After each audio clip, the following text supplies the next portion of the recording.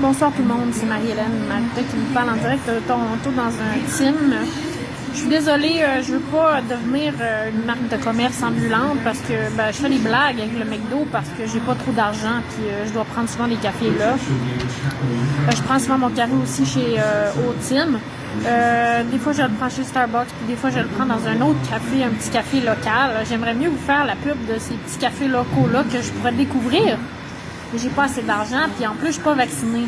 Alors des fois j'arrive à me faufiler dans les teams, dans les McDo, dans les Starbucks. Tu sais, ils me disent, vas-tu rester en dedans? Je dis non, puis après, je me trouve un petit coin tranquille, puis je m'assois, puis je me dis que s'ils viennent me demander ma preuve, je vais dire, je vais juste checker mes courriels, je m'en allais, là, tu sais. Fait que je suis obligée de faire ça, je suis obligée de me cacher pour travailler, c'est vraiment pas cool.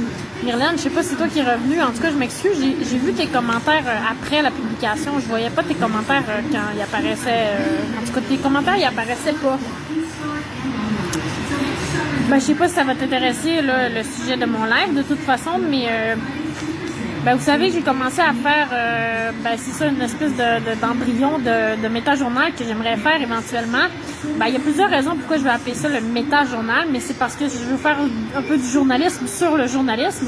C'est-à-dire que je veux couvrir la couverture de certains événements. Je veux pas juste couvrir les événements en tant que tels. Alors, si on parle de quelque chose à Radio-Can ou par les influenceurs ou par Le Devoir ou en France ou etc., par le New York Times, ça va être différent d'un média à l'autre. Salut Myrlène! J'ai vu que tu m'avais écrit que oui, on m'entendait, mais je voyais pas tes commentaires. Il a fallu que j'arrête le live, puis après, il s'est téléchargé, puis là, j'ai pu lire tes commentaires. Alors, c'est ça. J'espère que tu vas bien. Bienvenue, en tout cas. C'est ça. Je sais pas comment ça se passe à Québec, là. Je sais pas si il fait fret, si la pandémie c'est fini, c'est quoi qui se passe. Mais en tout cas, ici à Toronto, il faisait encore beau hier. Il a fait vraiment très chaud pour la température, là, pour la saison. Il faisait genre 13. En tout cas, j'avais mon gros manteau d'hiver, j'avais chaud dehors. Mais là, ça rafraîchit beaucoup. Puis c'est très, très venteux le mois de novembre. Je sais pas si c'est comme ça aussi à Québec, là, mais... trêve d'introduction, je voulais vous parler de certaines choses, là. Mais je cherche ma petite table des matières. Alors, ça, je disais que j'avais commencé à faire un méta-journal. Le méta-journal, c'était comme parce que je voulais parler des gens qui parlaient des choses, pas juste des choses en tant que telles. J'ai trouvé le mot méta-journal bien avant que Facebook décide de faire son méta, là. Puis j'ai aussi une adresse qui s'appelle la métalinguiste. Puis c'était là-dessus que je voulais aligner mon concept, en fait. Ça reste comme ça pour l'instant. Le méta-journal aussi, c'est parce que c'est pas nécessairement du journalisme sur les choses qui se passent le jour même. Ça peut être des choses qui se sont passées au cours des derniers jours, même des dernières semaines, des derniers mois. Ça veut faire des liens entre différentes choses, entre différents médias, entre différents intervenants aussi. Puis là, aujourd'hui, je voulais vous parler d'un certain nombre de choses, mais comment je pourrais dire, je veux vous parler de ce que j'aimerais vous parler, de ce dont j'aimerais vous parler, mais je pense pas que je vais être en mesure de vous en parler en profondeur, en tout cas pour aujourd'hui. Dans ce contexte-là, je faisais plus un « il commence à être tard ». « Il commence à être tard », ça veut dire, il y a plein de choses dont j'aimerais vous parler, mais j'ai pas le temps de toutes les couvrir, de tous les approfondir, fait que je veux juste vous donner en vrac un peu, mes idées, mes impressions. Puis je vais garder un méta-journal pour un sujet que je voudrais couvrir, spécifiquement et en profondeur, là. Alors, je sais pas trop si c'est un méta-journal, il commence à être tard ou quoi, mais en tout cas, c'est une prise de parole pour vous parler de certaines choses. Puis là, ça a comme un peu... Je vais vous parler du processus qui est en arrière de ça. Parce que, comment dire... des fois, j'aimerais ça vous parler de certaines choses, mais il y a un contexte qui entoure l'itinérance, puis... ce contexte-là, il conditionne vraiment beaucoup la situation. Alors, moi, en ce moment, je suis beaucoup privée de travailler, tu sais. C'est une des raisons pour laquelle je suis partie de Québec puis de Montréal, parce que j'arrivais plus à rien faire, puis ça devenait vraiment grave. C'est une violation des droits, là. On a le droit de travailler. Et moi, j'étais privée de travail dans ce contexte-là. Puis encore aujourd'hui, je suis privée de travail parce que j'ai pas les outils nécessaires, parce que j'ai pas les sous, parce que j'ai pas les moyens, parce que j'ai pas les outils, parce que j'ai pas les ressources humaines, etc. Pour faire les choses de la manière dont je voudrais le faire. Alors là, je vais vous parler un peu de la vision que j'ai des choses puis de ce que je ferais si j'avais les ressources. Mais je pourrais pas aller plus loin que ça, en tout cas aujourd'hui. c'est très décourageant parce que, tu sais, mettons que je travaillais pendant 7 heures aujourd'hui, OK? J'ai travaillé depuis Starbucks, depuis le Tim, j'ai essayé de... Puis, ben, maintenant, je me heurte à la réalité que ben, je pourrais pas aller plus loin que ça là, avec mon cellulaire parce que je vais disjoncter à être passé 7 heures sur mon cellulaire, tu sais. Il aurait fallu que je fasse imprimer des documents, il aurait fallu que je suis pas capable de faire tout ça. Je vais vous expliquer un peu le contexte. OK? Alors, je voulais vous parler depuis plusieurs jours d'un blogueur qui s'appelle Samuel Grenier, qui est associé au mouvement de droite. L'autre fois, j'ai eu un message de André Lafrance, qui est un avocat qui est associé à ce mouvement de droite-là aussi, qui me dit de faire attention à faire des procès d'intention. Alors, je lui ai dit, faites attention parce que c'est pas un procès d'intention que je fais, c'est une revue médiatique, c'est une revue du web, puis de ce qui se passe sur le web. Alors, à ce moment-là, j'ai fait une revue pour dire, c'est qui André Lafrance, puis pourquoi il interviewe Alexandra Caude. Puis Alexandra Caude, je l'aime beaucoup, je la respecte, je trouve que c'est une personne importante, qui a un grand sens de l'éthique, beaucoup de connaissances, une vision systémique, qui est une mère bienveillante, mère de famille. Et donc, je voulais écouter ses entrevues. Et j'ai fait un résumé commenté, un résumé critique, un commentaire critique, une analyse critique de son entrevue avec elle. Puis c'était pas un procès d'intention contre lui ou quoi que ce soit. Mais moi, mon rôle en ce moment, c'est, en tant que fille qui étudie en com, mais aussi qui étudie en éducation, puis qui étudie en linguistique, puis en psychologie, mon rôle, c'est de faire le tour un peu en ce moment de ce qui se passe, dans les médias, puis de ce qui se dit, puis de dire, moi, j'ai écouté telle personne, autant un blogueur, un influenceur qu'un média que j'ai lu ou que j'ai vu ou que j'ai entendu à la radio, peu importe. Puis dire, moi, je vous donne mon évaluation, je vous donne mon commentaire sur ce que je pense que ça vaut, ça, ou même pour que la personne ou les personnes puissent s'améliorer dans le fond. Moi, mon but, c'est de fournir de l'eau au moulin pour que tout le monde, on travaille de mieux en mieux, étant donné que moi, de toute façon, je suis limitée dans ce que je peux faire. Fait que c'est comme un peu, j'ai pas vraiment le choix de faire ça. C'est comme, comment dire, si t'es une mère de famille à la maison, si t'occupes de tes enfants, si tu travailles pas, t'es à la maison, t'as juste à faire d'occuper des enfants. Fait que c'est un peu ça que je fais, là, je m'occupe de ça. Comme je dis, je m'excuse, je veux pas faire une pub de chez Tim nécessairement, là. De toute façon, je suis encore en rodage, puis je pense pas que ça va faire le tour du web de toute façon. Alors, comme je suis abonnée à plusieurs personnes, des influenceurs de droite, de sa gang-là, d'Amélie Paul et compagnie, que j'appelle Amélie Paul et compagnie, j'ai commencé à suivre un peu Samuel Grenier, là, c'est-à-dire que je reçois ses posts, puis des fois, je regarde un peu ses menus, puis des fois, j'écoute vite, juste pour voir un peu quel ton, quel ci, quel ça. Et là, je me suis dit, je vais m'arrêter parce qu'il y avait un live qui m'avait intéressé pour 2 sujets dont il parlait. C'était le live du 10 novembre de Samuel Grenier que je voulais regarder un peu, qui parlait entre autres du jugement là, par rapport à la vaccination. Dans le fond, eux, ils voulaient suspendre le passeport vaccinal. Puis, ils ont 2 arguments principaux. C'est le fait que les gens se sentent obligés de se faire vacciner, puis le fait qu'il y a de la discrimination envers les gens qui ne sont pas vaccinés. Et là, Samuel Grenier nous apprenait que ce jour-là, Hans, l'avocat en question, Mercier, je crois, avait reçu le jugement comme quoi ça avait été refusé, l'injonction que ça passerait pas la suspension du passeport vaccinal. Mais ce qu'il nous apprenait, c'était que c'était pas faute d'arguments, que les arguments étaient bons, c'était faute de preuves.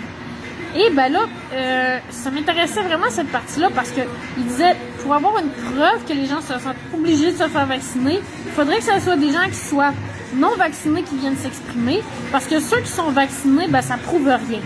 Alors moi, je me suis fait un parallèle dans ma tête, je me suis dit, OK, c'est comme si, mettons, une fille, elle se fait violer, puis elle a dit, moi, je voulais pas avoir une relation sexuelle avec ce gars-là, puis le juge dit, là, je peux pas prouver que tu voulais pas, puis que tu t'es senti obligée parce que tu l'as eu, la relation sexuelle, tu sais. Alors moi, personnellement, j'ai eu ma première dose, je me suis sentie obligée, je me suis sentie forcée, je me suis sentie manipulée par le Québec et par l'Ontario, mais par l'Ontario à cause du Québec. C'est vraiment à cause du Québec que l'Ontario fait ce qu'il fait.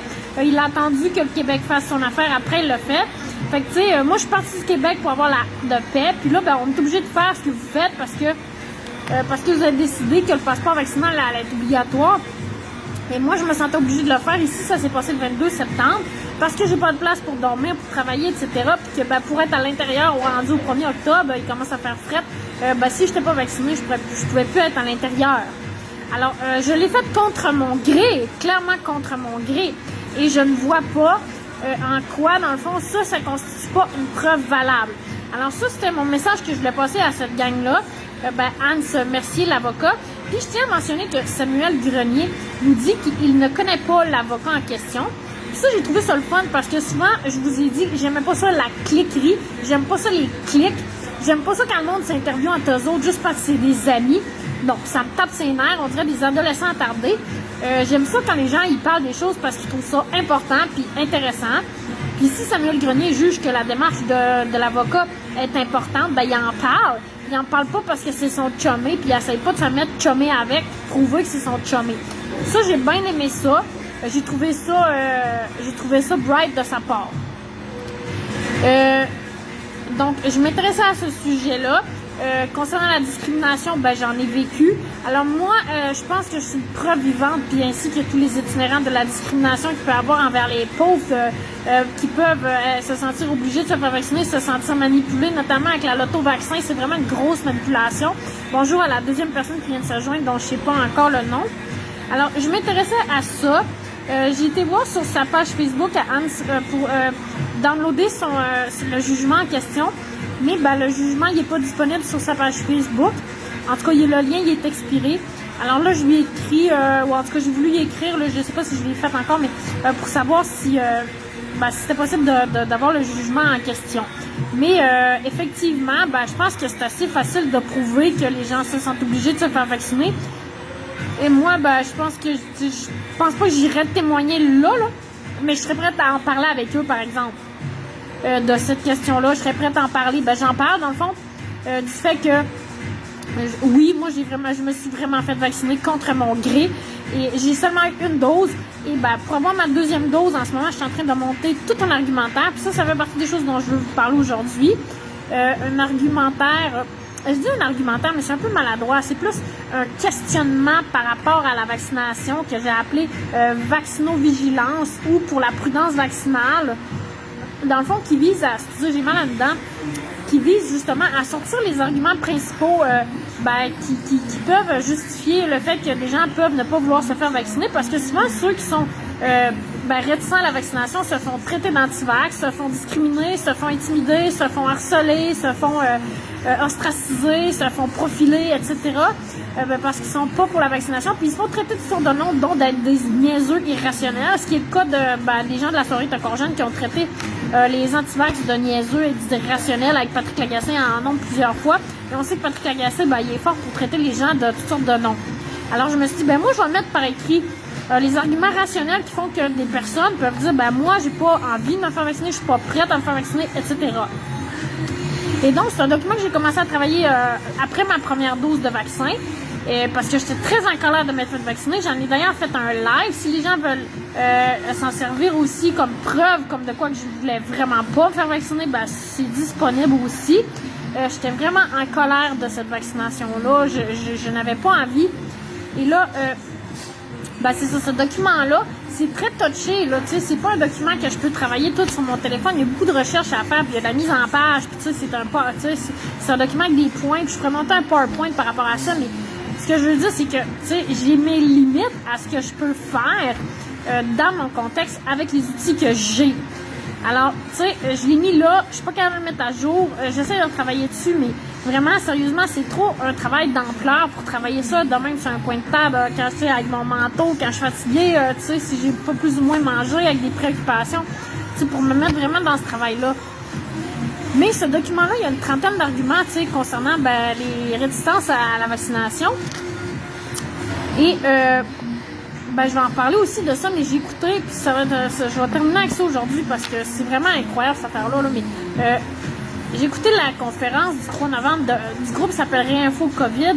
Puis, en tout cas, entre autres, dans ce documentaire-là, il y a beaucoup de choses qui se recoupent avec le document sur lequel je travaille. C'est-à-dire qu'ils ont peut-être 3 arguments que moi j'ai sortis, mais moi j'en ai 30, mais ils ont les 3 principaux, je dirais.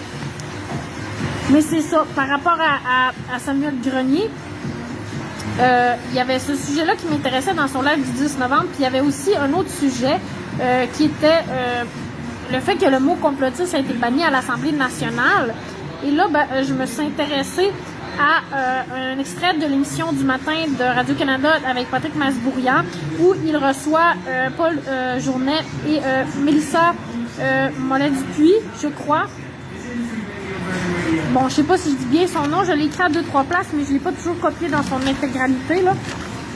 Alors, où il parle, en tout cas, de ce qui a été dit à l'Assemblée nationale et où, entre autres, il montre l'extrait, là, où un des députés traite l'autre député de complotiste. Il lui demande s'il est complotiste. Parce que, dans le fond, les gens remettent en question la nécessité, la pertinence, la justification de l'urgence sanitaire. Et le député libéral se fait dire par le député caquiste, est-ce que le ministre nie la pandémie?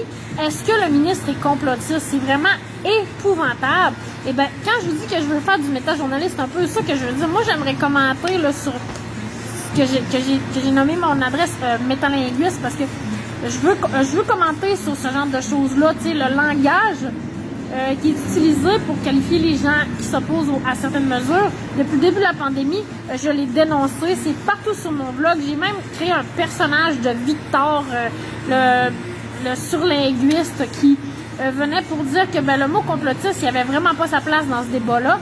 Et moi, je trouve que c'est à peu près temps que le monde allume et qu'ils disent OK, là, François Paradis, le président de l'Assemblée, il a dit qu'il ne voulait plus entendre ce mot-là à l'Assemblée nationale. Et c'est ça. Après, j'ai écouté le segment et les commentaires de Patrick Masbourian, Paul Journet, que j'ai commenté récemment, dont j'ai lu un de ses articles, là, puis j'en ai fait l'analyse, c'est sur mon blog. Puis Mélissa Mollet-Dupuis, qui est très intéressante. En tout cas, j'ai vraiment beaucoup apprécié ce segment-là de Radio-Canada.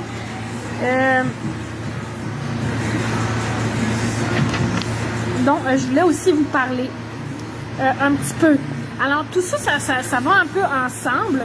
Et récemment aussi, j'ai eu un commentaire d'un abonné de mon site. Par ailleurs, je suis rendue à 49 abonnés sur ma chaîne YouTube. Je suis assez contente parce que moi, je voulais pas avoir un tas de milliers d'abonnés, soudainement. Puis, comprenez-vous ce que je veux dire? Devenir, avoir un succès instantané. Puis non, c'est pas ça que je voulais. Je voulais m'adresser à un petit groupe de personnes. Puis peut-être ces personnes-là eux-mêmes s'adressent à d'autres gens. Puis, enfin, c'est ça. Ce gars-là qui me suit, que j'aime beaucoup, qui est très pertinent, très intelligent, il m'envoie souvent des commentaires, des ressources, des affaires que je pourrais regarder. Puis, entre autres, je me suis intéressée à des questions statistiques aussi concernant la pertinence de l'urgence sanitaire. Et notamment, je me suis intéressée aux chiffres de l'INSPQ concernant le nombre de décès totaux. Et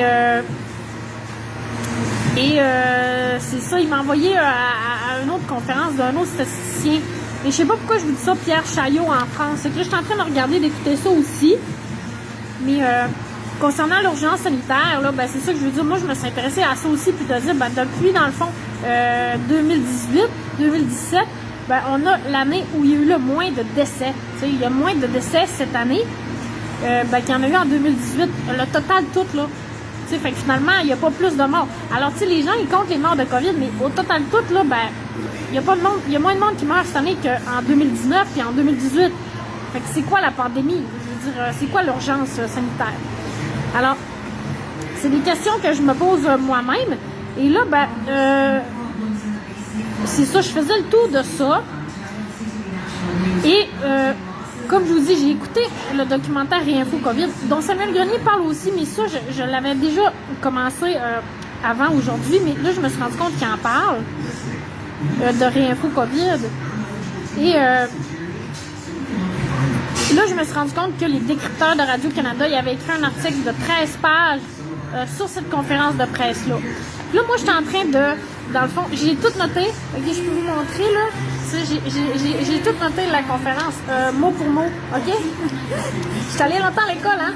Fait que, j'ai pris au moins...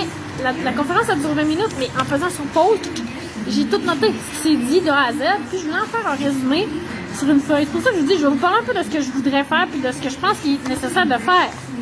Je pense que ce serait important d'avoir un résumé de cette conférence-là en quelques points vraiment succincts qui expliquerait c'est quoi cette conférence-là. Alors là, je ne sais pas si je dois vous parler de Samuel Grenier, blogueur, La question du mot complotiste à l'Assemblée nationale, puis de l'émission du matin avec Patrick Masbourian, puis Mélissa Dupuis, etc. La conférence de Réinfo COVID du 3 novembre. La question d'urgence sanitaire qui est en lien avec, dans le fond, tout ça. Et finalement, le travail des décrypteurs. Alors, je sais pas si y a des gens qui ont envie de dire, moi, j'aimerais mieux que tu parles de ça là, puis tout, parce que je peux accentuer sur certaines choses que peut-être vous trouveriez plus urgentes ou plus intéressantes. Mais sinon, je vais y aller. Je vais y aller en ordre de ce que j'ai sur ma feuille, tout simplement. Je vais en revenir avec Samuel Grenier, blogueur, OK? Alors, comme je vous disais, mon but, c'est pas de faire un procès d'attention. Mon but, c'est de faire une évaluation de la qualité de l'information ou du style. Salut, ça, c'est quelqu'un qui est sur mon mur depuis pas si longtemps que ça, un petit gars de la Terrière, Jérôme Turbide. Salut, Jérôme, bienvenue. Je parle de toutes sortes de choses là, en lien avec la pandémie, notamment, puis les médias. Alors, moi, ce qui m'intéresse, c'est ce qui se passe sur le web et dans les médias en ce moment, puis d'en faire une critique de la couverture de certaines personnes, de ce qui se passe en ce moment à certains médias, certains influenceurs, etc. Alors là, comme je me suis intéressée à Amélie Paul, je me suis intéressée à Alexis Cossette, je me suis intéressée à Daniel Pilon, bon, alors là, je voulais donner un peu d'attention à Samuel Grenier puis en parler un peu pour dire qu'est-ce que j'ai trouvé intéressant et moins intéressant dans son travail. Alors, je trouve que Samuel Grenier, c'est quand même un assez bon analyste. C'est un assez bon pédagogue aussi. C'est un bon vulgarisateur. C'est un gars qui est capable de connecter avec son monde. Il est très attentif à ses auditeurs, à ses followers. Il les salue au début de son live. La manière qu'il a structuré son live aussi, c'est quand même bien. Ça s'appelle Sam en direct. Et il a son petit logo dans le coin. Puis au début, il commence soit avec quelque chose de drôle ou une nouvelle ou quelque chose. Notamment, son live du 10 novembre, il commence avec un lapsus de François Legault, qui dit qu'il faut qu'il augmente les cas dans les CHSLD au lieu de dire le contraire. Il répète ça plusieurs fois. Il a fait un genre de petit montage là, où ça se répète, c'est drôle, mais il précise même que c'est un lapsus. Tu vois que le gars là, je me disais, qu'est-ce qu'il va faire avec ça? Ça va être de mauvaise foi, mais il dit non, c'est vraiment un lapsus de François Legault, fait que il est quand même honnête intellectuellement, j'ai trouvé. Ça, c'est important pour moi, l'intégrité intellectuelle, l'honnêteté intellectuelle. J'ai trouvé que Samuel Grenier, en tout cas à date, ce que j'ai vu, j'ai pas trouvé qu'il était trop de mauvaise foi, j'ai plutôt trouvé qu'il était de bonne foi.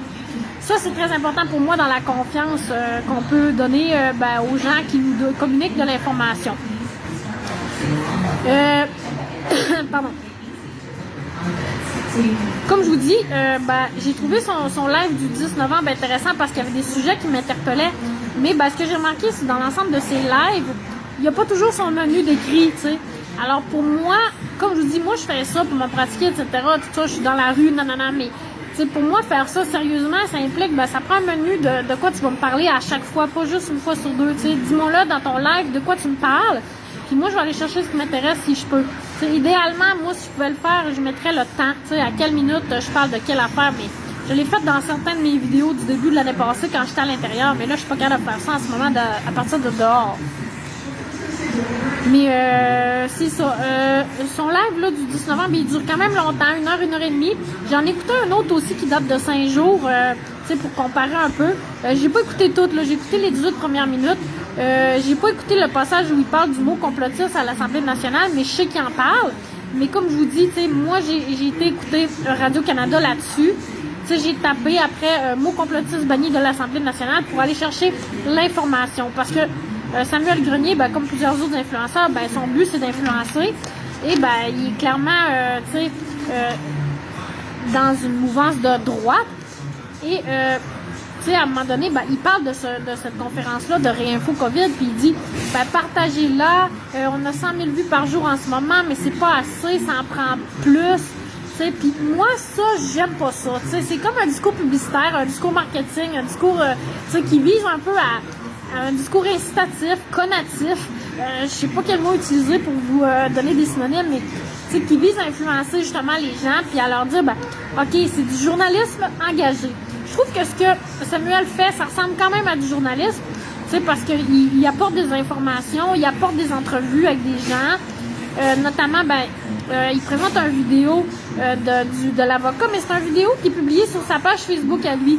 Alors, Samuel est allé chercher un extrait de cette vidéo-là. C'est peut-être moi qui ai mal écouté, mais je pense qu'il l'a pas cité, là, que, tu sais, j'ai pris cette vidéo sur sa page Facebook. En tout cas, je l'ai pas entendu, mais à mon avis, c'est important de le dire, tu sais, une vidéo tirée de la page Facebook de l'avocat en question, que j'ai, tu sais, que j'analyse pour vous. Moi, je pensais que c'est le gars qui avait envoyé une vidéo à lui, personnellement. Mais peut-être c'est ça aussi, comme il me dit, tu sais, je travaille dans des conditions vraiment difficiles, fait que, tu sais, je vous invite à aller voir une page ou l'autre si vous voulez voir un commentaire sur ce jugement-là là, concernant le passeport vaccinal, le refus, qui date déjà du 10 novembre, là, donc d'une semaine et plus déjà. C'est ça. Il y a 5 jours, Samuel nous parlait d'autre chose, et là, vous allez me donner une seconde parce que je vais retrouver mes notes que j'ai prises par rapport à ça. J'ai pris des petites notes sur Samuel Grenier, ce qu'il nous dit. Il y a 5 jours, il nous parle de Marguerite Blais qui était trop malade pour témoigner à l'enquête à propos des personnes qui sont décédées dans les CHSLD. Et là, il fait une petite montée de lait. Il a traite d'incompétente, il traite le gouvernement de pas bon. Moi, j'ai déjà dit ça dans mes premiers posts sur Facebook. Je disais, le gouvernement, il n'y en a pas de complot, c'est juste des pas bons. Là, mais on dirait qu'entendre quelqu'un d'autre le dire, ça m'a titillé, puis je me suis dit, je sais pas si c'est une bonne idée de dire des affaires de même, tu sais. Je sais pas. Il a vraiment dit mes mots, en tout cas, là. Je dis que c'est des pas bons. Puis là, ça va loin un peu son affaire, là. Il dit que les Québécois, on est une société d'arriérés mentaux, qu'il y a trop de cousins qui ont couché ensemble, tu sais, qui nous traitent de co-sanguins, puis tout. Il sacre, tu sais, moi, j'ai déjà sacré dans mes lives aussi, j'ai déjà sacré dans mes posts. Mais tu sais, mettons, moi, si j'avais 70 000 followers, je sais pas, tu sais, je sais pas. Ça me fait me questionner, en tout cas, sur moi-même aussi. Tu sais, je me dis, tu sais, il y a quelque chose qui est pas intime, tu sais. Comme cette semaine, il y a Julie Marcotte, la coach vocale, qui fait ses lives que j'écoute tout le temps. Puis, à un moment donné, elle a eu un petit problème technique parce qu'elle voulait faire une entrevue live sur Facebook. Puis, finalement, ça n'a pas marché. Il n'était pas capable de joindre. Fait que finalement, ils ont dit, attendez, on va faire autre chose. Tu sais, ils ont trouvé une solution. On s'est connecté sur Zoom. Puis, ça s'est passé. C'était génial, mais il y avait 10, 13, 15 personnes qui participaient. Alors ça va quand on fait un petit groupe de vivre certaines choses, tu sais, de sacrer quand on est 10, 15, correct. Tu sais, d'avoir un problème technique, puis d'arrêter le show, puis de recommencer le show ailleurs, c'est correct quand t'es 10, quand t'es 15, quand t'es chez vous, dans ton salon, quand c'est informel, quand c'est intime. Mais quand t'es 70 000, comprenez-vous ce que je veux dire? Pour moi, c'est pas la même chose, tu sais. Fait que moi, ce que je fais sur ma page Facebook, quand il y a 40 personnes qui me regardent, c'est toutes mes amies. Puis, si j'avais 70 000 personnes que je connais pas, je sais pas. Tu sais, je sais pas si la montée de lait, de traiter, tu sais, Marguerite de... Tu sais, il y a très pas mal de tous les noms. Puis, mais c'est ça. Moi, je suis pas au courant de toute l'histoire-là, mais en tout cas, juste de même, ça a donné l'impression que Marguerite Blais était en train d'éviter, dans le fond, son témoignage, là. Mais je sais pas, j'ai pas encore lu sur la question. Je voulais juste vous parler un peu de Samuel Grenier, la manière dont il abordait les choses un peu. Comme je vous dis, j'ai regardé peut-être une vingtaine de minutes de son live du 10 novembre. J'ai regardé encore une 10-15 minutes de son live là, de il y a 5 jours, où il nous parle entre autres de ça. Il nous parle des employés de la fonction publique qui ont été vaccinés de force. Puis que, là, il commence un peu dans les... C'est ça, je vous dis, j'ai pas tout écouté, mais il commence un peu dans les commentaires du genre c'est la pire décision de l'histoire de la médecine, tu sais. Puis là, je suis comme... je sais pas t'es qui, toi, pour dire, là, pour diagnostiquer que, ça, c'est la pire décision de l'histoire de la médecine. Peut-être, mais peut-être pas, tu sais. Alors là, je me suis dit, il va trop loin dans son opinion, là, tu sais, pour moi. Tu sais, son opinion, c'est comme... Non, si c'était Mario Dumont qui me disait ça, je le croirais pas plus, là. Tu sais, non, je veux dire... si c'est un historien de la médecine, oui, tu sais. Je me dirais, OK, lui, il connaît la médecine vraiment beaucoup, puis il connaît toute l'histoire de la médecine, puis, tu sais, c'est un prof, puis... Mais là, un gars quelconque qui fait du blogage, puis qui me dit que c'est la pire décision de l'histoire de la médecine, qui pète un plomb, en tout cas, je sais pas, j'étais pas sûre, tu sais. Comme je vous dis, tu sais, il y a de l'opinion, il y a de la propagande, mais aussi, comme je vous dis, il n'y a pas des informations importantes. Quand moi, je vous dis que je suis allée chercher sur son site à lui, tu sais, la nouvelle, tu sais, du mot complotif qui était banni à l'Assemblée nationale, je trouvais ça super important. Ça crame ici. Hey! Hello! Well, it's burning! You have smoke!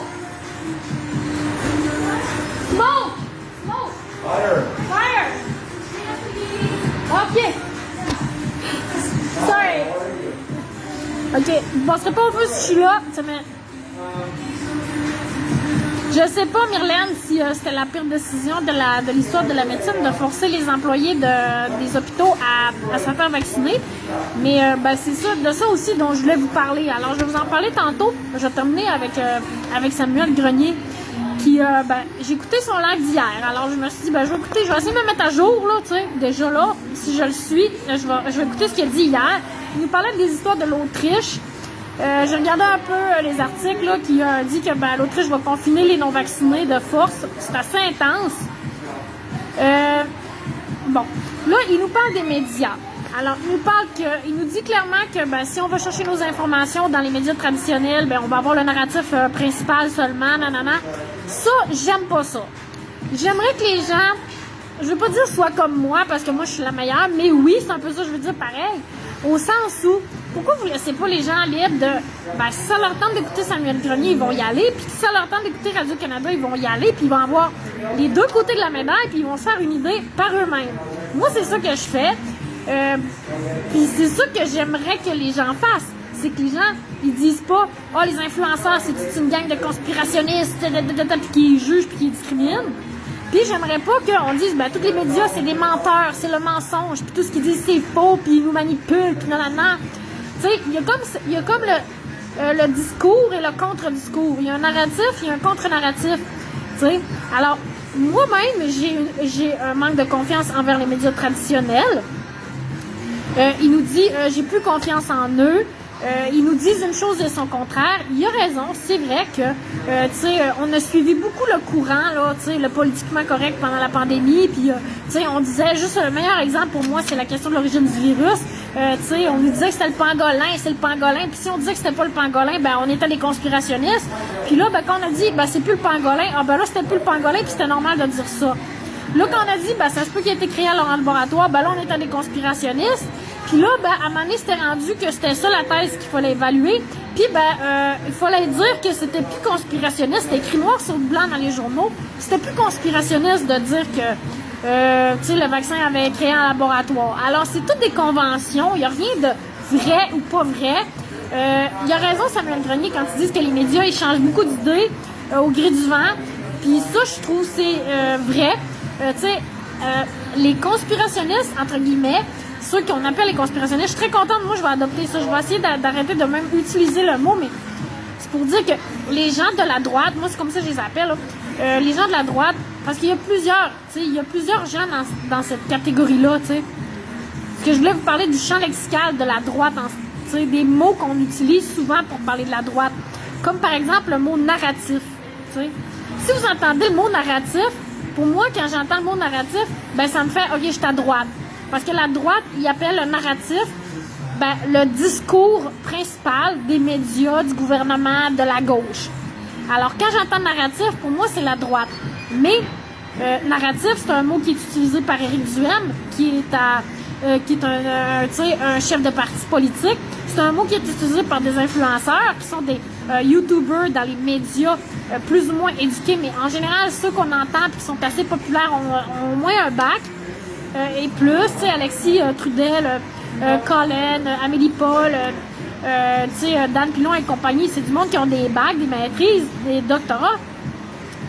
Et c'est ça, dans cette gamique-là, il y en a qui sont plus ou moins extrémistes, puis ces gens-là qui sont plus ou moins extrémistes à droite, il y en a qui sont complotistes. Fait que, mettons, je vous donne un mot, je vous donne un exemple.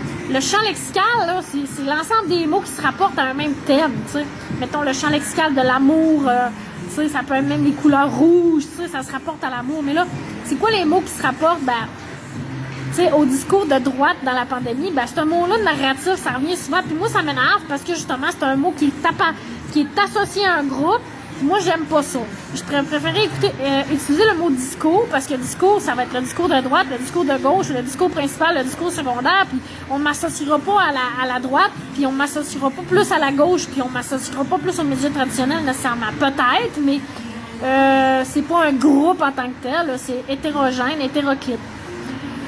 Le mot liberticide, c'est ça, j'en ai parlé l'autre fois, je disais que j'aimais pas ce mot-là, que André Lafrance avait utilisé 2 fois. C'est un mot qui est utilisé par la droite, par l'extrême droite, peut-être par des conspirationnistes, peut-être pas.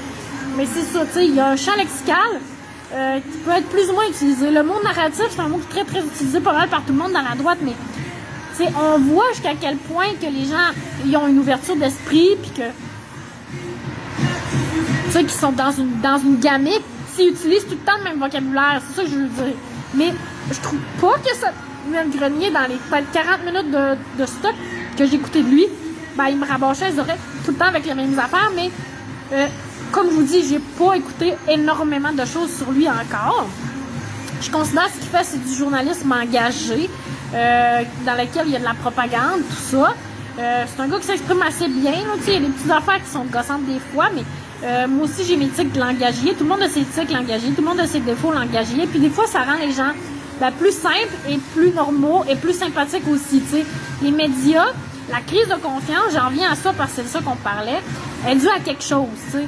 Elle est due à, oui, tu sais, quand Amélie Paul dit que c'est un mensonge, oui, il y a des mensonges, il y a de l'hypocrisie, il y a vraiment beaucoup d'hypocrisie, et ben, il y a de la fausseté, il y en a, mais c'est pas tout le monde, tu sais, puis c'est pas systématique, puis c'est pas conscient ou volontaire. Je pense que les gens qui sont dans les médias, ben, sont victimes de leur image un peu, sont victimes de, ben, les gens qui le regardent, ben, elle a des rides, ben, elle est pas maquillée, ben, lui, il est de même, puis pas de même, puis lui, il parle pas bien, puis tout ça.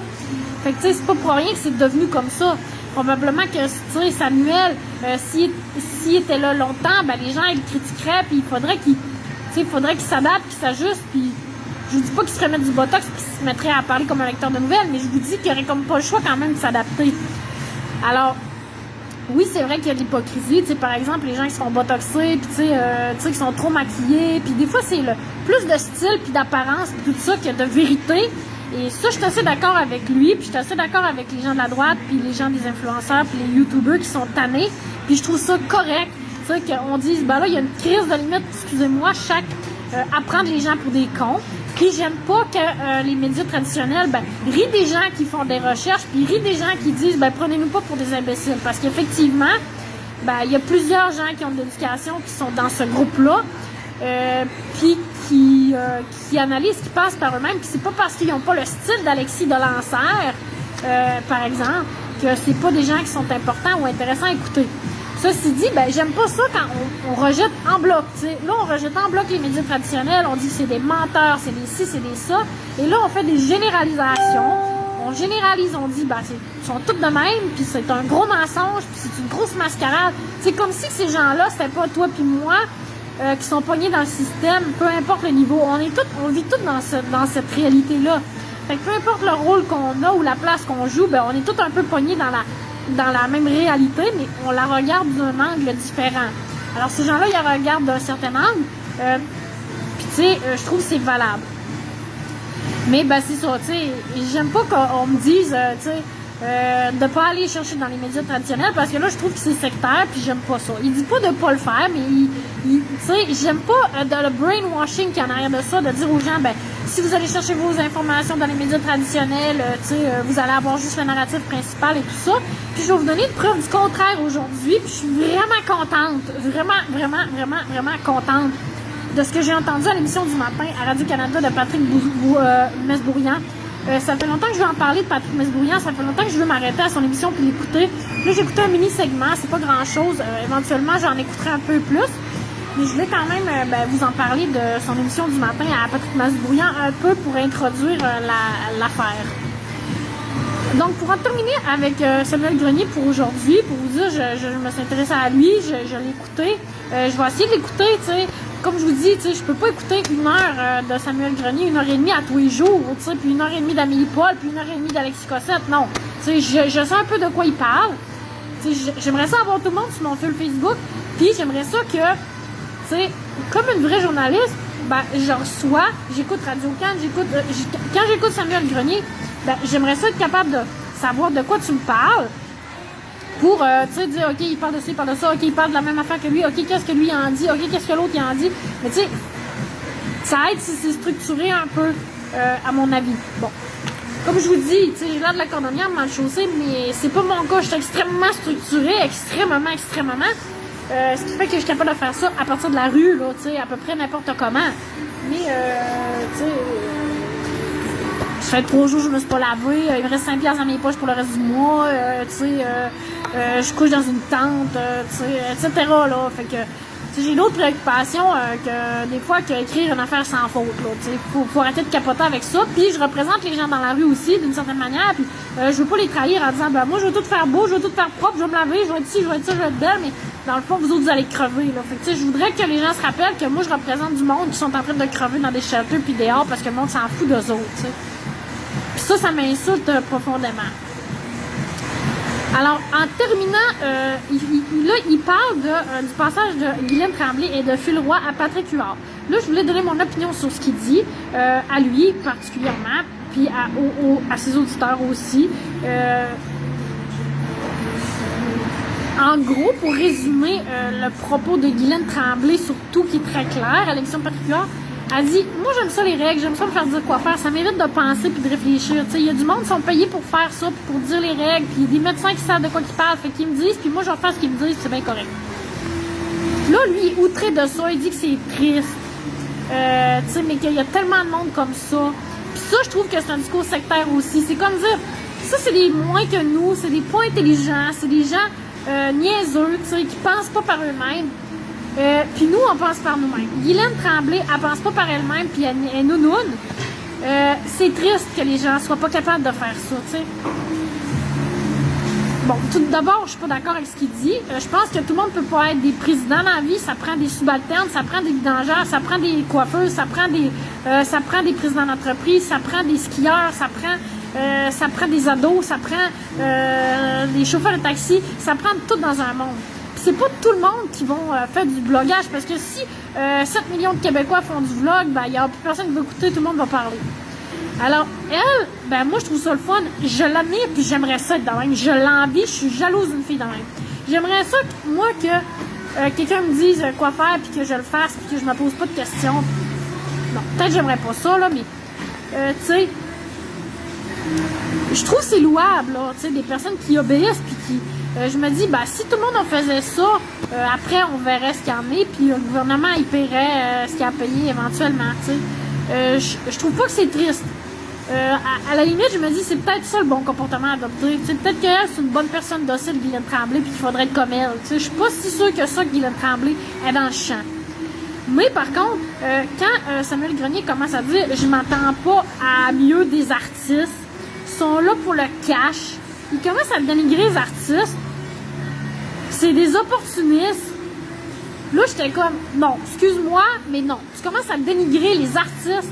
Là, tu t'en vas loin, là. Tu sais, il y a Anne Casabonne, il y a Lucie Laurier, il y a Guillaume Lemaitre-Vierge. Il y a plein d'artistes qui sont pas d'accord, qui ont mis leur carrière en jeu, puis qui se sont fait carrément décalisser de l'Union des artistes, par l'Union des artistes. Que ce soit qui ont fait rire d'eux autres par Sophie Préjean puis Patrick Lagacé ou par Jean-Philippe Gaultier et ses amis et compagnie. Tu sais, s'ils disent pas ce que la gang dit, même à tout le monde en parle, tu sais, ils ont rigolé de Guillaume Lemaitre-Vierge un peu, puis une chance que Martin Petit, tu sais, il a été un peu smart avec, mais moi je trouve ça terrible, là, tu sais, que tout à coup t'es quelqu'un, tu représentes quelque chose, puis tout à coup parce que tu prends une position politique, ben là tu deviens une mauvaise personne, un criminel, peut-être tatata. Non. Il y a des artistes qui ont parlé, il y en a d'autres qui vont pas parler, puis qui vont pas... Il y en a d'autres qui vont être d'accord. Alors peut-être que Guylaine Tremblay, elle pense vraiment à ça, puis elle est vraiment heureuse de ça, puis pourquoi la juger? Parce que elle, tu sais, alors, on voudrait être libre de prendre nos décisions, mais on voudrait pas accepter qu'il y en a qui voient ça différemment que nous. Ben, elle voit ça de même. Le monde qui veut se faire vacciner, moi, je suis bien heureuse pour eux autres. S'ils veulent se faire vacciner, ma chum, je vous parle. Ben, en tout cas, tu sais, une amie, j'ai demandé récemment, t'es-tu vaccinée? Oui. Bon, tant mieux, t'es heureuse avec ça, puis que tu y crois, puis que ça marche, puis, tu sais, on ne saura jamais si c'est bon ou si c'est pas bon, s'il y en a qui ne seront pas vaccinés. On ne saura jamais, tu sais. Alors, moi, je suis pas d'accord, tu sais, de dénigrer les gens, de dire que c'est triste qu'ils suivent les règles, de dire que, tu sais, les artistes, c'est des moins que rien, finalement, puis de dire que Patrick Huard, c'est pas un bon intervieweur, parce qu'un bon intervieweur aurait dit... c'est quoi les mesures qui ont eu le plus d'impact sur vous ou qui ont été le plus dommageables? Ben, ça, je m'excuse, mais en tant que fille qui étudie dans ce domaine-là, c'est pas une bonne question. C'est une question biaisée, OK, qui vise à faire dire à l'invité que les mesures étaient dommageables. Quelle mesure était la plus dommageable? Ben, ça implique que les mesures étaient dommageables. Moi, c'est mon opinion que les mesures étaient dommageables, mais ça veut pas dire que j'ai raison. Alors moi, si on m'impose des questions, je vais prendre l'autre côté de la médaille, parce que je vais dire, c'est pas vrai que c'est tout un ou tout l'autre. Non, j'aime pas ça, cette affaire-là.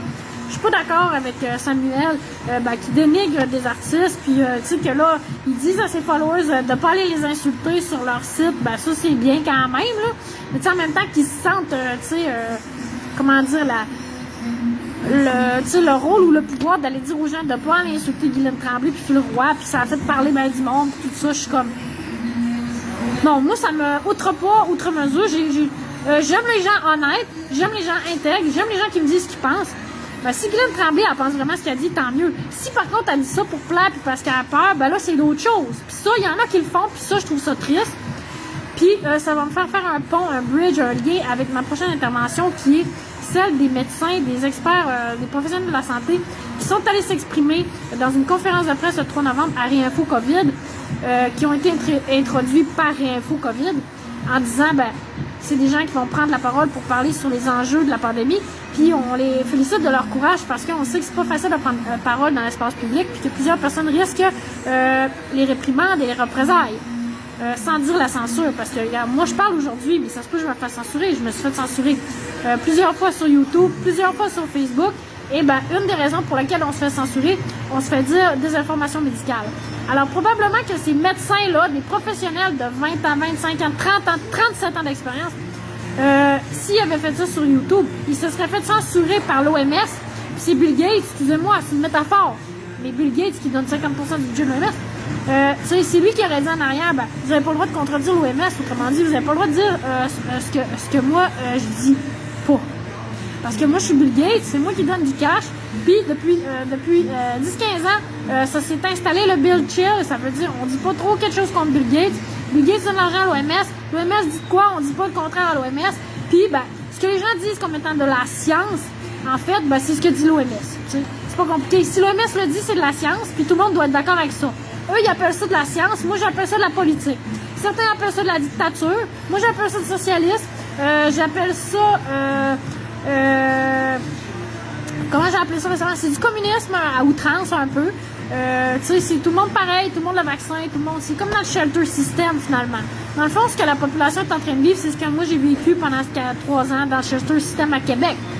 Tout le monde fait pareil, couvre-feu, tu te couches à telle heure, c'était ça. C'est ça que c'est le même que ça se passe. Alors, mon lien, c'est ça. C'est que c'est pas toujours facile de dire ce qu'on pense. Et malgré que je suis pas d'accord avec tout ce que Samuel Grenier dit, je trouve ça important que ces gens-là expriment leur point de vue. Puis moi, je vais toujours être là pour les écouter, mais je vais quand même dire ce que j'en pense, puis je vais être d'accord et pas d'accord avec certaines choses qui se disent. Je vais dire merci de me nourrir, merci de me donner des informations. Il y a des affaires que tu dis que, non, ça, non. Mais c'est pareil des deux bords. Alors, c'est sûrement pareil pour ce que les gens qui m'écoutent. Ils sont sûrement d'accord avec des choses que je dis, puis d'autres pas d'accord avec d'autres choses que je dis. Puis ça, c'est la vie, puis c'est bien correct pour moi de même aussi. Ça m'amène donc à cette conférence de Réinfo COVID du 3 novembre dernier, qui n'a pas vraiment été couverte par les médias. Ça a été dit que ça n'a pas été couvert par les médias, mais là, ils viennent le décrypteur le 13 novembre. Donc, ça a pris 13 jours avec les décrypteurs sans mail. Et je regrette un peu de ne pas avoir fini mon devoir avant d'aller chercher ce que les décrypteurs avaient à dire. Mais, j'ai fait ma propre analyse de la conférence. Puis là, j'arrive, puis je lis l'article du décrypteur de 14 pages. Puis, sérieusement, je vous dis ça demain, ça m'a donné le goût de me tirer une balle dans la tête. Pourquoi? Je vais essayer de vous expliquer. Moi, j'ai écouté ça dure 20 minutes la conférence. C'est super bien fait, OK? Il y a 9000 abonnés sur le site de Réinfo COVID. Réinfo. Donc, ça vient... On en a déjà parlé, ils disent dans l'article du décrypteur, Réinfo COVID, c'est calqué de mouvement français, mais quand on parle de réinformation en ce moment, on parle de la droite réellement. TV Liberté, on dit que c'est une TV de réinformation. Le mot est intelligent, c'est bien choisi. Moi, j'utiliserais ce mot-là pour la gauche aussi. Éventuellement, on pourrait dire qu'il y a de la réinformation de gauche. Ce que font Catherine Dorion, Gabriel Nadeau-Dubois, Émilie Blaise, quand ils font leur petit... leur version de ce qui s'est passé à l'Assemblée nationale, pour moi, c'est de la réinformation de gauche. Alors, la réinfo, c'est on prend ce qui est diffusé par les médias de masse, puis on donne une autre version. Bon, ça peut être de la désinformation aussi, mais il peut y avoir du bon aussi. Alors, de la même manière que j'écoute Samuel, j'écoute la conférence de Réinfo COVID, qui est un groupe de droite qui vise à avoir une politique sanitaire plus juste et proportionnelle avec mon esprit critique. Mais je vais vous dire la vérité, moi, cette conférence-là, c'est une des choses les plus intelligentes que j'ai entendues depuis le début de la pandémie. Mais les décrypteurs, eux, ils ont écrit un article de 13-14 pages qui débattit tous les faits. En gros, là, tu sais, je dis tous les faits. Vous voyez, ça, c'est une généralisation que je fais, mais qui débattissent les arguments principaux qui sont avancés par les médecins, pharmaciens et le dentiste, un dentiste. Et quand je vous dis ça me donne le goût de me tirer une balle, pourquoi je vous dis ça? Parce que Radio-Canada, ils ont une équipe. Premièrement, ils sont 4 les décrypteurs. Deuxièmement, ils ont des ressources. Tu sais, ils sont là, ils ont leur ordi, ils ont ci, ils ont ça, ils font les recherches, ils ont tout l'équipement, ils ont l'argent, ils ont un salaire, ils ont l'expérience, etc. Fait que eux autres, quand ils arrivent, puis ça leur prend 10 jours, OK, écrire un article de 14 pages, moi, je trouve pas ça fair envers moi. Comprenez-vous ce que je veux dire? Premièrement, quand je lis ça, je suis comme, OK, c'est comme 2 ans de travail que tu viens de me donner, là, pour ton assis d'article, parce que moi, pour faire avec les décrypteurs, ce que les décrypteurs font avec Réinfo COVID, c'est-à-dire faire du fact-checking sur tout ce que disent les gens de la conférence de Réinfo COVID, allez dire, ça c'est vrai, ça c'est pas vrai, ça c'est vrai, ça c'est pas vrai. Dans la rue de même avec un crayon papier et un téléphone, au fret, à la gare d'un team, dehors, à la bibliothèque, avec un masque, ça me prend 25 ans. Ça veut pas dire que je suis une imbécile et je suis pas capable de le faire. Ça veut juste dire, moi, je suis une toute petite équipe, puis il faut que j'écoute la droite, TV Liberté, Immédiat. C'est à eux autres qu'on devrait confier ça. Tu sais, non, c'est moi qui veux le faire, là. Je veux pas leur confier ma job, là. Mais, tu sais, ils disent, nous, on est une toute petite équipe pour démonter les mensonges du système. Tu sais, alors, moi, si je voulais faire les décortiqueurs, moi, c'est ça que je veux faire, OK? Moi, mes décortiqueurs, OK? Si j'en avais qui voulaient se joindre et faire un travail, ça serait de décrypter les décrypteurs, OK? C'est ça que j'ai commencé à dire il y a 1 an. Mais, 1 an plus tard, je suis pas rendu plus loin. Parce que, quand je m'intéresse aux articles des décrypteurs, c'est long, 14 pages. Il y a énormément de contenu puis de choses à vérifier. Puis de la manière qu'ils organisent leur argumentation, il n'y a comme rien à dire pour les défaire. Tu sais, c'est comme, ils utilisent beaucoup de sophismes, des arguments d'autorité. Ils vont citer les experts, puis un tel d'ici, puis tu sais, en disant, le médecin, le pharmacien, puis le dentiste, c'est des pas bons. Il faut parler aux virologues, aux immunologues, puis nous autres, c'est ça qu'on va faire, parce que nous autres, on connaît ça. Fait qu'on va aller chercher les experts, plus experts que ces gens-là, puis on va vous dire que ce qu'ils disent, c'est pas vrai. Et là, on va vous prouver, parce qu'on a passé 10 jours à chercher des failles. Et ça, je trouve ça extrêmement malhonnête, parce que, je vais vous expliquer de quoi, c'est très important là, ce que je vais vous dire là, OK? Eux, ils font une conférence de presse. Radio-Canada, TVA, il y en avait des médias qui étaient là, je sais plus lequel, mais il y en avait. Ils l'ont pas couvert parce qu'ils ont voulu vérifier. Mais c'est 2 poids, 2 mesures. C'est un traitement pour la droite, un traitement pour ce qui est en défaveur des mesures sanitaires, puis un traitement pour l'OMS, Bill Gates, puis les gouvernements. Ce que dit l'OMS puis Bill Gates, on passe pas 10 jours à faire du fact-checking avant de le publier. Non, on dit si l'OMS le dit, c'est vrai, donc je le publie. On a accordé une crédibilité, une confiance à Bill Gates. Pourtant, il connaît rien là-dedans. OK? Puis, toute notre attention est sur les vaccins en ce moment. Puis, comme le disent certains médecins dans la conférence Réinfo COVID, il y a des effets collatéraux. Entre autres, la première médecin qui parle, Carole Xavier, médecin de 29 ans d'expérience au CIUS en Outaouais, a dit des choses super importantes qui sont complètement pas mentionnées par les décrypteurs. C'est pas un travail de journaliste qu'ils font. Ils n'ont pas couvert la conférence de presse. Alors moi, je pourrais couvrir la conférence de presse. Ce que je pourrais faire, c'est que je pourrais vous dire ce que ces gens-là disent. C'est ça du journaliste. C'est pas dire, moi je vais regarder tout ce que cette personne a dit, puis ça c'est faux, puis ça c'est pas vrai, puis ça c'est faux. Mais s'ils le font, il faudrait qu'ils le fassent avec tous les journalistes, tous les scientifiques, tous les gouvernements, tous les ministres, l'OMS et Alouette. Il faudrait que ça leur prenne 10 jours avant de dire quelque chose sur ce que François Legault a dit dans ses conférences de presse. Si c'était cette logique-là qui s'appliquait à tout le monde, avant de publier un point de presse du gouvernement, avant de couvrir un point de presse du gouvernement, Radio-Canada, il prendrait 10 jours de réflexion et de recherche avant de publier quelque chose sur ce qu'il dit François Legault dans ses points de presse. Or, ce n'est pas ce qu'il fait. Il dit ce que François Legault dit, tout le temps du tac au tac, du tac au tac. Alors là, les décrypteurs, ils ont beaucoup de recul par rapport à cette conférence-là, mais ils n'ont aucun recul par rapport aux chiffres de la COVID.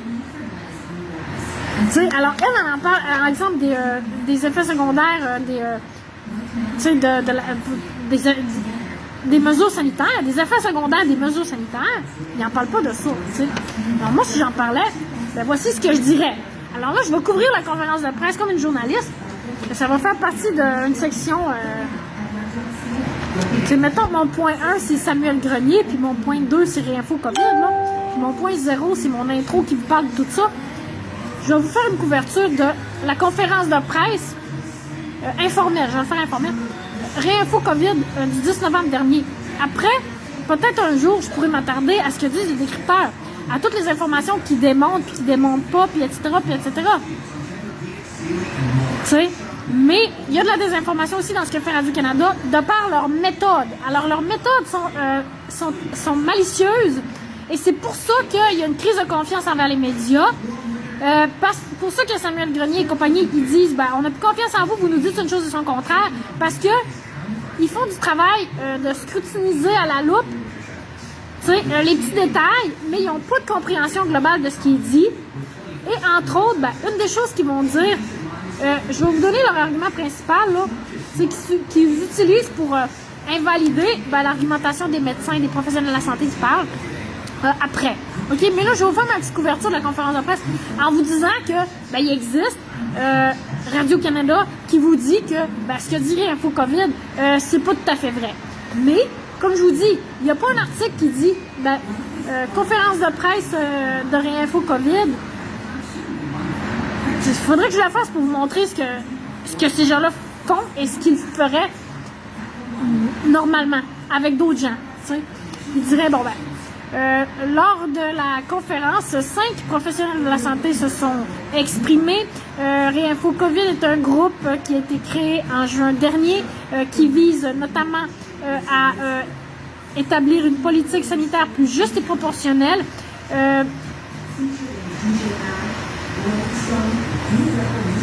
Ils ont 9000 abonnés sur leur page YouTube.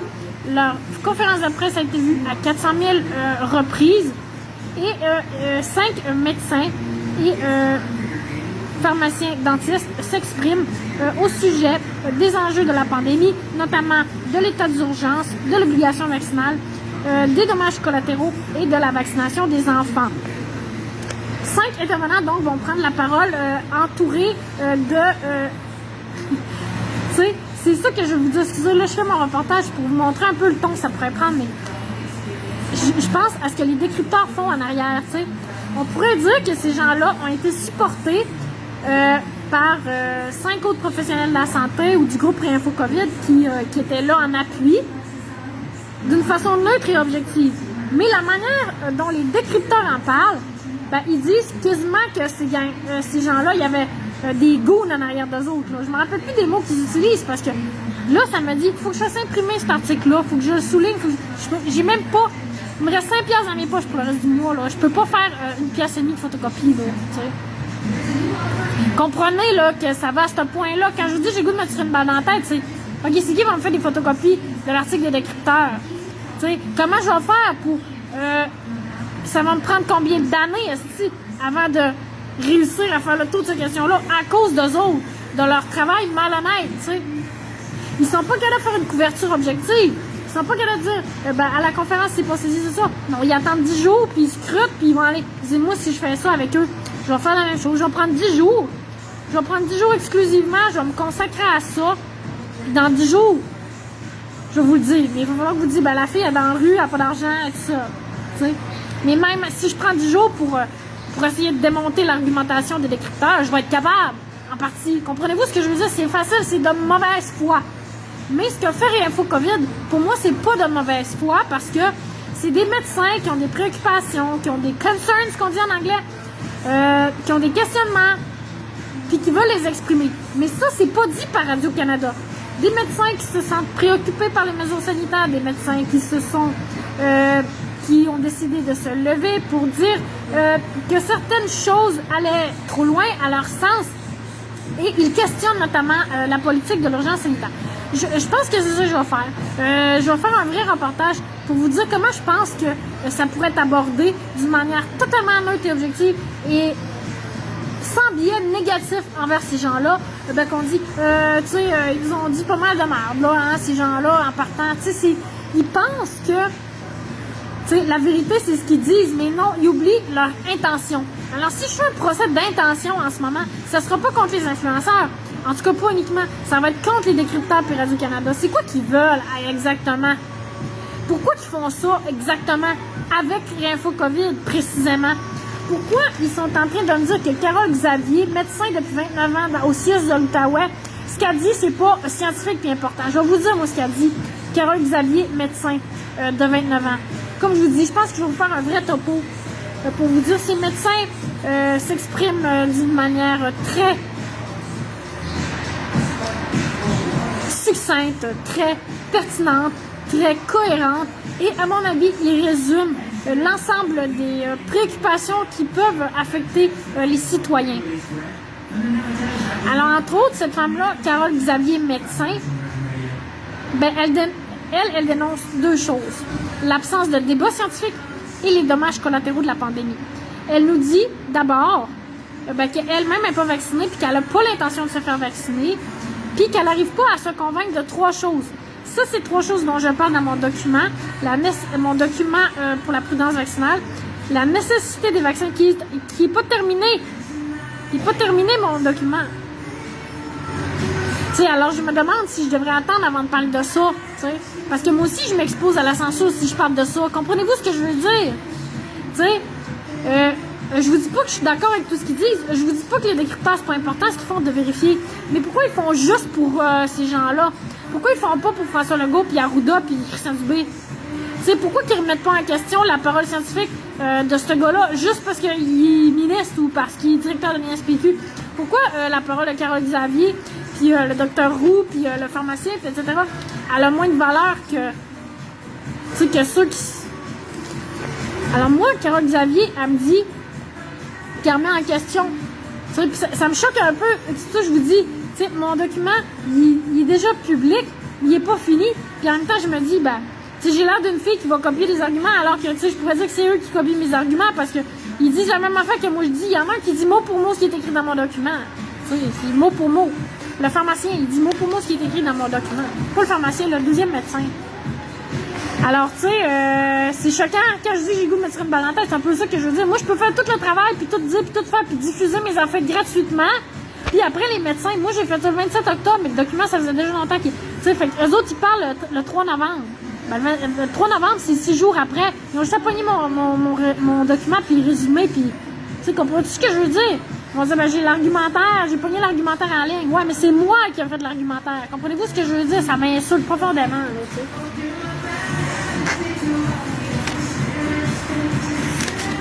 Tu sais, puis c'est pour ça que c'est choquant pour moi, parce que je fais tout gratos, puis je crève de faim, là, puis je demande pas d'argent au monde, là. Je me fais rire d'en face, là. À gauche, à droite, tu sais, puis par le monde dans la rue, puis par le monde de shelter, puis par les employés, puis par Jean-Philippe Gaultier, Radio-Can et compagnie, là, tu sais. Je me fais rire d'en face en crise, là. J'en ai pas d'argent, moi, pour faire de la recherche, là. Tu sais, mais je sais ce qu'il faut faire, mais je sais le temps que ça va prendre. Tu sais, alors, elle dit qu'elle n'arrive pas à se convaincre de... Tu sais, excusez, j'arrive pas à vous en parler comme si que moi, j'avais pas besoin de manger dans la vie, là, tu sais. Elle, là, la médecin, là, elle fait toujours bien 100 000 par année, là, tu sais, puis elle parle en 4 minutes, là. C'est intéressant, leur chose, parce que chaque médecin prend la parole environ 4 minutes, ça dure pas longtemps. Ils vont à l'essentiel de ce qu'ils ont à dire. Puis, ben, à mon avis, ils parlent des choses les plus importantes sur lesquelles on peut se poser des questions. Tu sais, mon document, là, j'ai envie de vous dire, si vous voulez aller le voir, il est déjà en ligne depuis le 27 octobre. Il n'est pas à jour. Tu sais, mais quand je vous parle, ce qui me choque, tout ça, c'est la violation des droits de la personne en arrière de ça qu'il y a par rapport aux itinérants. Puis la preuve, ce que j'apporte, moi, c'est... Moi, si j'avais des sous, puis qu'on m'avait aidé à travailler, puis que j'avais pu faire des affaires, ben, ça me ferait peut-être 1 an, là, tu sais, qu'on aurait dit ces affaires-là. Parce que moi, je le dis depuis 1 an, mais je le dis sur mon vlog à moitié, tout, tu sais. Fait que pour moi, la privation de moi travailler, ça impacte les journalistes, ça impacte les médecins. Je veux pas dire moi je suis meilleure qu'un autre, mais je veux dire, il y a de la violation des droits de la personne qui fait que moi ça m'empêche de travailler, puis mon travail il empêche d'impacter du monde, que ça aurait été important qu'ils sachent ce que j'avais à dire. Puis ça, ben ça peut s'appliquer aux itinérants, puis à plein de monde de plusieurs façons, là. T'sais. Le fait que les itinérants sont privés de leurs droits, là, ben ça fait en sorte que... Salut Malila. Ça va bien? C'est ça, le fait que certaines personnes soient privées de travailler, de leurs droits, ben ça impacte du monde. T'sais. C'est ça, je veux dire, moi je suis pas capable de parler à cause de ça, là. Je suis pas capable de parler d'une manière intelligente, t'sais. J'ai l'air d'une imbécile. J'ai l'air d'une imbécile. Je vais parler après le médecin, mais j'ai parlé avant eux autres. J'en ai dit plus qu'eux autres sur ça. Mais là, eux, les décrypteurs, ben, ils contredisent les médecins. Puis là, moi, j'ai l'air de quoi après quand je prends la parole? Ben, j'ai l'air d'une itinérante qui défend un docteur. Ben, la docteure, elle a l'air de quoi à cause que moi, je suis une itinérante qui a défend? Tu comprends-tu ce que je veux dire? Elle a dit, ouais, moi, je suis obligée de me faire défendre par une itinérante, je suis rendue là, tu sais. Parce que les décrypteurs, ben, qu'est-ce que je te dis? Ils sont malhonnêtes. Pour moi, ils sont malhonnêtes. Parce que, comme je vous dis, leur but, c'est d'invalider les gens. C'est comme si... Puis elle va l'expliquer. Là, je vais vous expliquer ce qu'elle dit. Premièrement, elle dit, j'arrive pas à me convaincre de la nécessité... On dirait que j'arrive pas à le dire parce que je sais tout le travail que ça demande en arrière de ça pour que ça soit sérieux et cohérent, tu sais.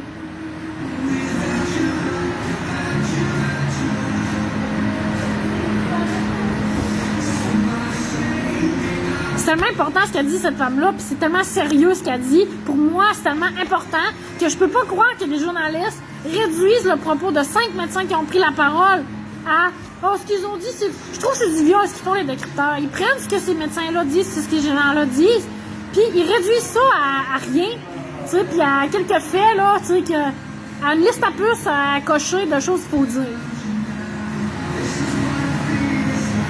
Tu sais, alors c'est pas des imbéciles, ces gens-là, là. Tu sais, les médecins qui vont prendre la parole, là. Je dis pas que tout ce qu'ils disent, c'est vrai, mais elle, ce qu'elle dit, ben, c'est que ça prendrait un débat scientifique. Qu'il n'y en a pas de débat scientifique. Que des gens se revendiquent de la science, mais qu'il n'y a pas de débat scientifique. Ben, moi, je suis d'accord. Je vous dis, moi, je suis d'accord avec 90% de ce qui est dit là-dedans. OK? Je vous dis, je vous mentirai pas, là. Moi, je suis d'accord avec 90% de ce qui est dit là-dedans. Moi, si tu veux savoir ce que moi, je pense, ça, c'est ça. Moi, je pense ça. Moi, je pense comme ces gens-là. Comme ces 5 personnes-là qui sont allées parler, les médecins qui ont dit, regarde, moi, je me demande si c'est nécessaire, efficace et sans danger les vaccins. C'est ça qu'a dit cette médecin-là. Je me demande si c'est sans danger, je me demande si c'est efficace, puis je me demande si c'est nécessaire, rendu là. Elle dit que les scientifiques qui sont aussi éloignés de la pensée vaccinale, ben ils sont pas écoutés. Ben c'est exactement ça. Parce que il y a personne qui a dit en conférence de presse qui dit ces médecins-là. Ils ont pris leur affaire 10 jours plus tard, ils en ont pas fait une nouvelle, là. Ça aurait dû être une nouvelle, à mon avis. T'sais. Puis, ils vont réduire ça à, c'est ça, 3-4 affaires plus ou moins vraies. Puis ce qui est vrai, ils vont dire, ah ben ça, c'est plutôt vrai. T'sais. Je pourrais vous parler de cet article-là, là, en détail. T'sais, puis vous montrer à quel point c'est malhonnête. Puis aider les gens, qui ont des institutions, des fois, qu'ils se font avoir, mais qui sont pas capables de le dire, puis qui se font rire d'eux autres parce qu'ils disent, moi, ça m'a fait avoir, puis ça marche pas, cette affaire-là. Il y a un complot. Pourquoi ils disent qu'il y a un complot? Ben, parce que Nicolas de Rosa, de la manière qu'il parle, là, il essaie de les fourrer par en arrière, puis j'aime pas ça. T'sais.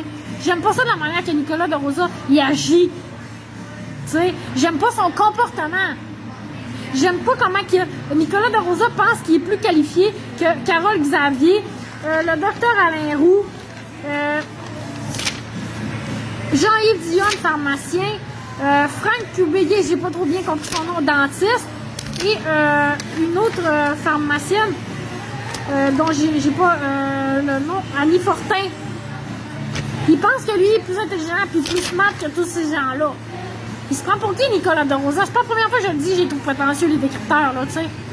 J'y trouve vraiment prétentieux les décrypteurs. Vraiment prétentieux. Puis je peux tout seul à penser ça. Les gens de TV Liberté, dans leur numéro immédiat qui appelle 364 Fact-Checking les désinformateurs, ben, ils pensent à la même chose que moi.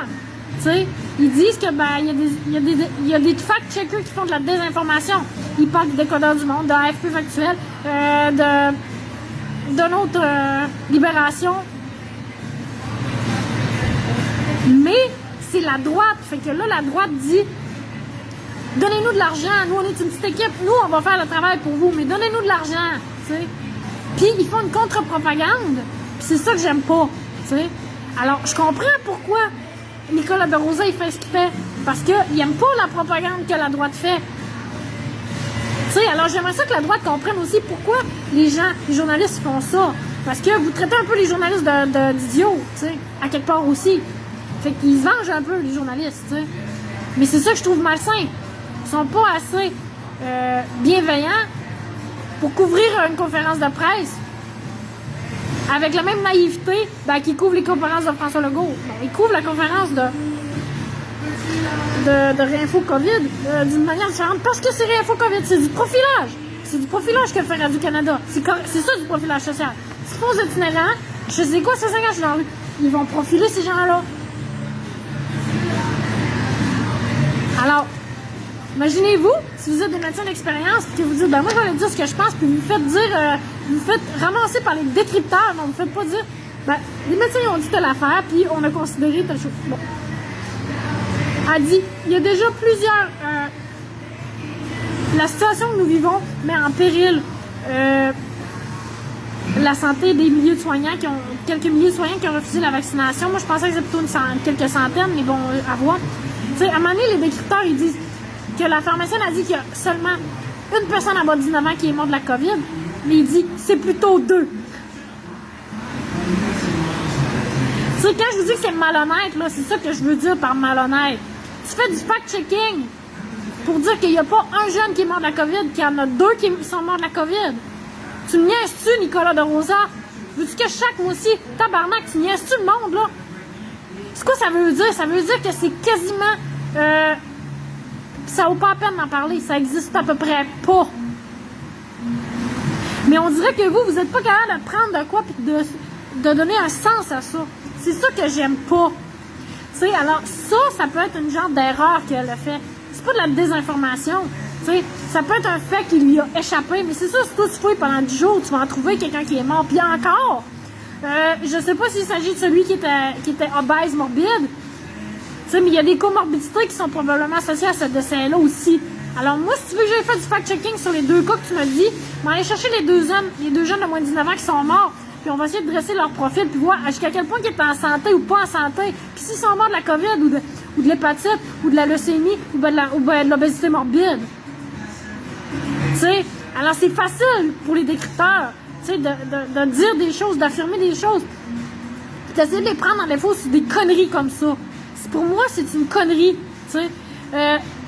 Parce que, la médecin, d'après moi, là, elle a fait le travail au meilleur de sa connaissance. Tu sais. Puis, son message, ça, c'est la pharmacienne qui parle précisément de la vaccination des enfants. C'est la dernière qui parle. C'est important ce qu'elle dit. Mais tout ce qu'on cherche, c'est l'invalider.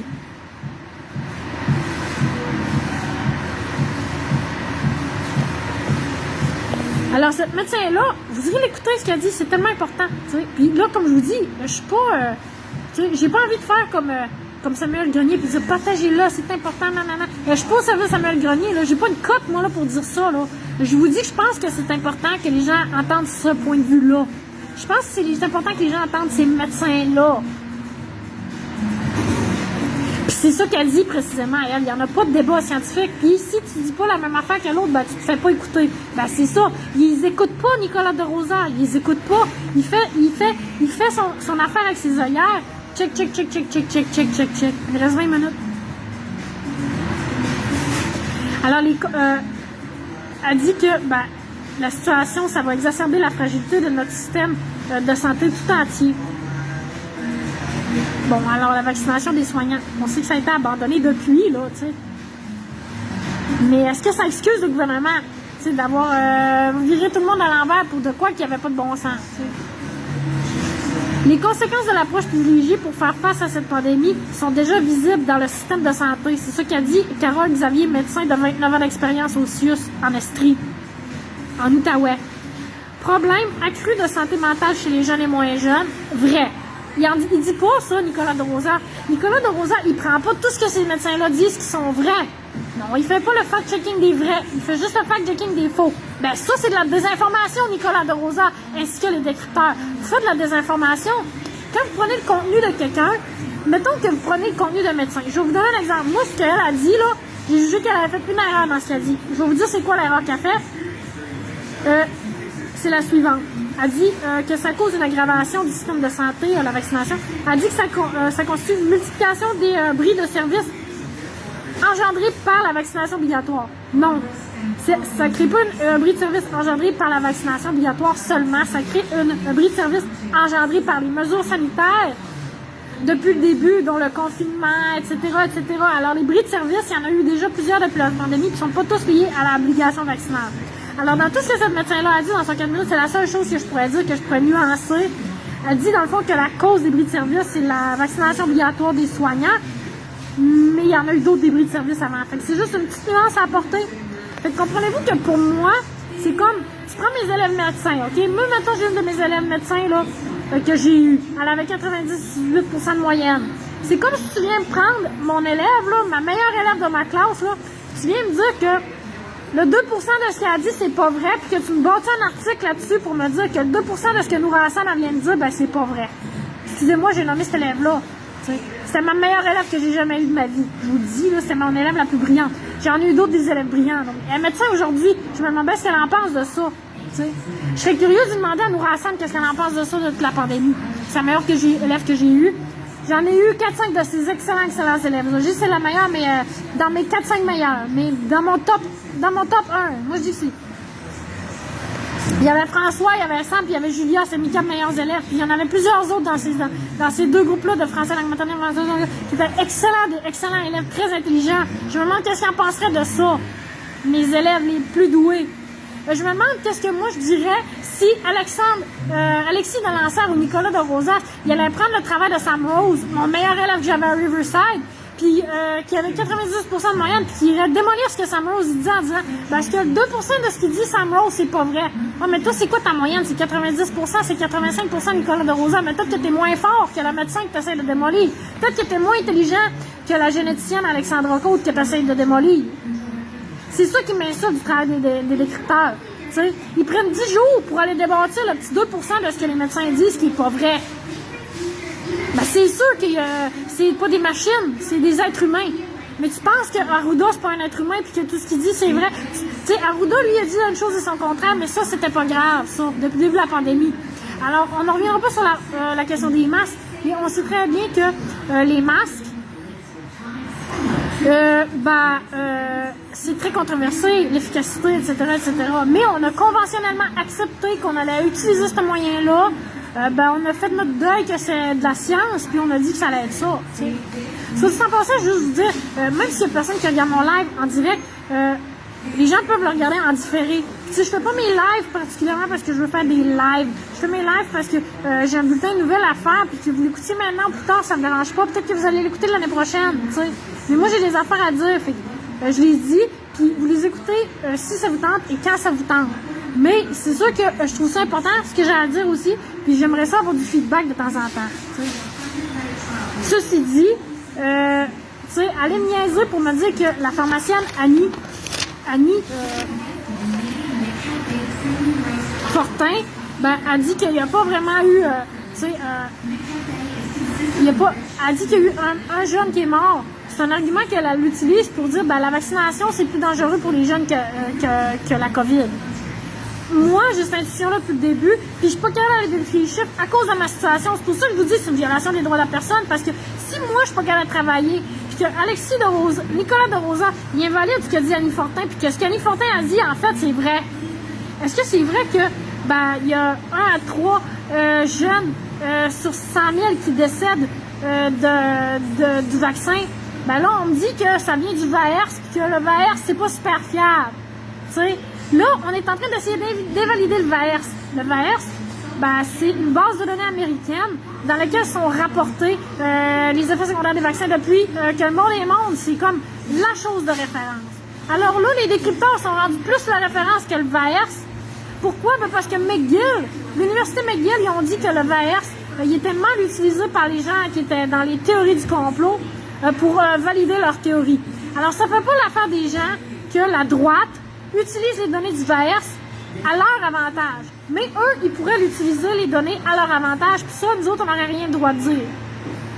Moi, je trouve ça une extrême mauvaise foi de venir dire, ben, c'est pas un mort, c'est 2 morts. OK? C'est important. Merci de me le dire en passant. Je trouve ça important de le savoir. Mais tu viendras pas invalider toute son argumentation sur la base du fait qu'on a échappé à un quand il y en avait 2, là, tu sais. Ben moi, je pense depuis le début, de ce que j'ai vu avec le vaccin AstraZeneca, depuis le début, depuis le début, quand le vaccin AstraZeneca il est sorti puis qu'on a vu qu'il y avait des jeunes qui avaient des cas de myocardite, etc., je me suis dit, tout de suite, je me suis dit ça, mon raisonnement immédiat. C'est bizarre, on dirait que c'est pas bon pour les jeunes, le vaccin. On dirait que c'est les jeunes qui sont avexés par le vaccin. À partir du moment où moi j'ai perdu la confiance que si le vaccin n'est pas nécessaire pour les jeunes puis que ça leur crée des inflammations cardiaques, même si c'est très rare, ben si c'est moins rare que la COVID, on est fait à l'os. Alors, moi personnellement, je les ai pas vus les chiffres du VAERS. Moi personnellement, je sais pas si Annie Fortin elle exagère. Elle dit que c'est 1 à 3 décès sur 100 000. Nicolas de Rosa, ben toute sa démarche, à mon avis, ben est de mauvaise foi. Parce que, ben lui, il va perdre sa job à un moment donné si on lui dit, Nicolas de Rosa, que c'est un hypocrite puis un menteur puis que, dans le fond, il essaie d'invalider Annie Fortin de tout son être. Parce que sinon, on croira plus en lui puis on va le mettre dehors de Radio-Canada parce que c'est un mauvais journaliste puis il fait pas sa job. Fait qu'il va vouloir avoir raison à tout prix, défendre son idée à tout prix, essayer de la prouver wrong à tout prix. Pourquoi? Ben pour se gagner un basic, pour nous, excusez-moi la métaphore sexuelle, mais pour venir d'en face des femmes, ben qui disent, attends un peu les enfants, nous autres, ça ne nous tente pas tant que ça qu'on les vaccine. Alors, il y a 27% des parents qui sont en défaveur de la vaccination. Puis, dans le portrait de qui sont les antivax qui a été fait dans un sondage de la CAQ, qui a été rapporté par Paul Arcand, entre autres, puis qui a été complètement passé sous silence cet aspect-là, que c'est les parents qui étaient contre la vaccination, ben, on n'a pas assez fait attention à ces enfants-là, à mon avis. Et moi, ce qu'a dit Annie Fortin, je trouve que ça mérite vraiment d'être fouillé. Parce que moi, c'est de quoi que je pense aussi.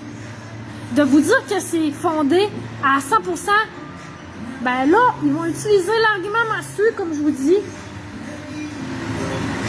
Ça me choque parce que je vous ai pas tout dit la conférence.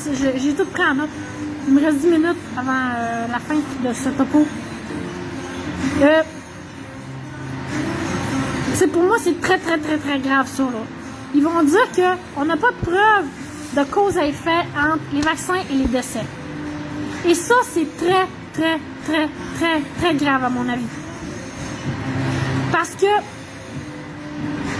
si, mettons, moi, je me fais vacciner, puis 5 minutes après, je meurs, là, il n'y a pas de preuve que c'est le vaccin qui m'a tué.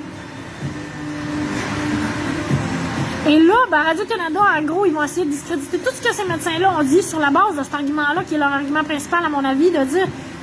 Puis là, ils vont inviter les grands chercheurs, les immunologues de l'université, des universités prestigieuses du Québec, de Montréal, de ci, de ça, à venir nous dire que, on peut pas se fier sur ces arguments-là. Mais moi, excuse-moi, si, mettons, mon enfant, il serait vacciné, puis 5 minutes après, il ferait un arrêt cardiaque, là, j'en ai vu de ça, là. J'en ai vu sur TikTok, j'en ai vu sur les médias sociaux, j'en ai vu du monde qui ont dit, j'en ai vu de ça. Moi, si tu vaccines mon enfant, puis que 5 minutes après, mon enfant se ramasse à l'hôpital, puis que tu me dis, je peux pas prouver que c'est le vaccin, là. Moi, je te dis, je te fais mettre une balle dans la tête. Excuse-moi, là. Si moi, tu viens me dire à moi, en tant que parent, là, que mon enfant de 12 ans, 19 ans, il vient de se faire vacciner, puis 2 jours après, il est à l'hôpital, mais je peux pas te prouver que c'est le vaccin, là. Moi, si mon enfant il est super en santé, puis que tu viens d'exercer une technologie ARN que je connais pas puis qu'on sait que ça implique tachycardie, myocardie, on sait ça, là. Moi, je les ai eu, les symptômes. J'en ai eu le vaccin d'AstraZeneca, de Moderna. J'en ai eu de l'inflammation. J'en ai eu de tachycardie. Pendant 48 heures, j'en ai eu. J'ai pensé que j'allais peut-être une crise de cœur. Alors, viens pas me dire à moi que parce que on n'a pas la preuve scientifique que c'est pas vrai. Alors que des médecins, que vous citez pas ce qu'ils disent les médecins, vous citez pas ce que le pharmacien dit. le pharmacien, il dit que normalement, Jean-Yves Diom, le pharmacien de 37 ans d'expérience à Montréal, il dit que des fois, ça prend souvent jusqu'à 3 ans avant qu'il retire des médicaments, des tablettes. Il dit, est-ce qu'on est en train de courir après un problème? On le sait pas, qu'il dit. On ne le sait pas. C'est ça qu'on devrait dire. On le sait pas. Mais quand on le sait pas, puis qu'on pique un enfant, puis que l'enfant, il fait une commotion cérébrale, admettons, après, je dis, j'ai pas de preuves, fait que je vais être vacciné. Chris, faut-tu être un esti de malade mental pour me dire un affaire de même? Nicolas de Rosa, faut-tu être un Christ de malade mental pour me dire ça? Sérieusement. Faut-tu?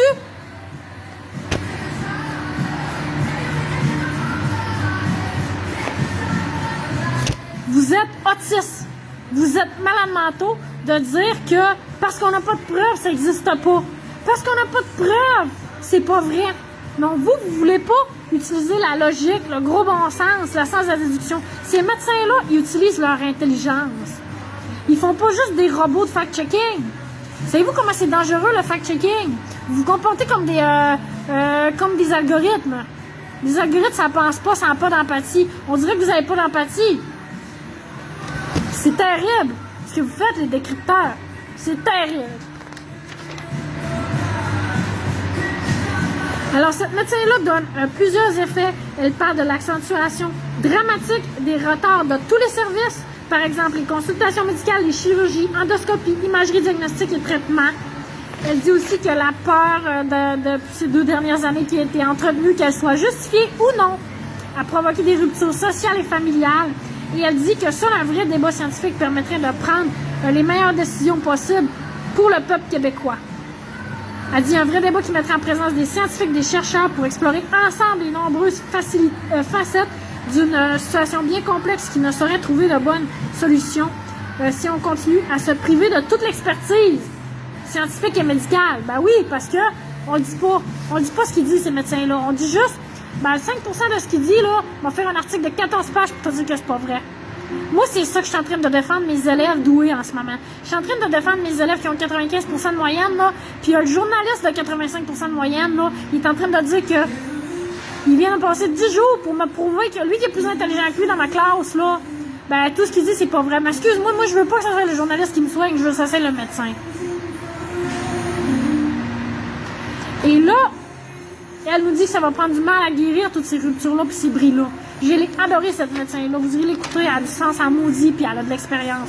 Le docteur Roux, qui est un neurochirurgien de Laval, questionne le maintien de l'état d'urgence et le passeport vaccinal, nous dit en 3 diapositives, pour recadrer le débat à partir de statistiques de l'INSPQ, des choses très simples, qu'au début, dans la première vague, il y avait 33% des décès totaux du Québec qui étaient attribuables à la pandémie et que là, on est rendu à 1,8% des décès totaux en 4e vague. Que les hospitalisations en sont maintenant à 1/6 de ce qui était à la première vague, que la tendance est à la baisse, que c'est normal qu'un virus, sa virulence diminue en proportionnalité de l'immunité, inversement proportionnelle. Plus le virus, l'immunité augmente, plus la virulence du virus diminue. Et il dit, dans ce contexte-là, pourquoi on serait encore en urgence sanitaire? Puis c'est quoi les justifications scientifiques de ça? Il se demande aussi pourquoi on impose un passeport vaccinal en plein milieu du 4e vague, quand ces statistiques-là sont favorables, que de plus en plus d'études peuvent dire que les gens peuvent être contagieux. Alors ça, c'est ce que les décrypteurs vont essayer de démolir. L'argument comme quoi les gens qui ont... Moi, je trouve que ça, sérieusement, pour moi, là, dans le début, là, c'est mon gros point d'interrogation. Puis je pense que c'est un point très important à éclaircir.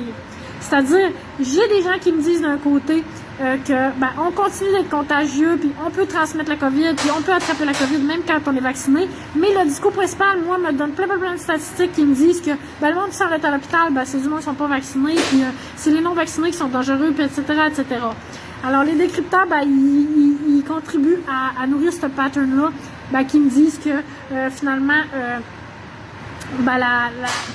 les gens qui sont vaccinés sont beaucoup moins en danger que les gens vaccinés, ce qui n'est pas le propos de ces médecins-là. Alors, là, il faudrait éclaircir ça avec des vraies statistiques des deux bords, tout éclaircir la question. Moi, c'est une question que si j'avais du temps, puis de l'argent, puis des ressources, que j'éclaircirais. Fait que c'est pour ça que je vous dis que moi, c'est une privation, moi, c'est une violation des droits de la personne, parce que c'est moi qui travaillerais là-dessus. Comprenez-vous ce que je suis en train de vous dire?